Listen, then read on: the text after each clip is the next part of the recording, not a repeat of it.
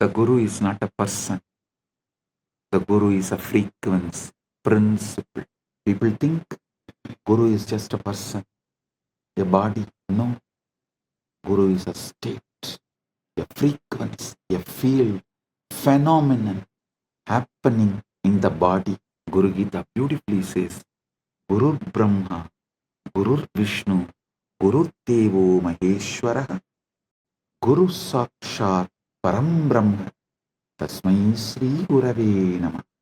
The Guru is Brahma, the Guru is Vishnu, the Guru is Maheshwara, the Guru is verily the Supreme Brahman itself. Salutations to that Guru. Notice, verse does not say the Guru is like Brahman or the Guru represents Brahman.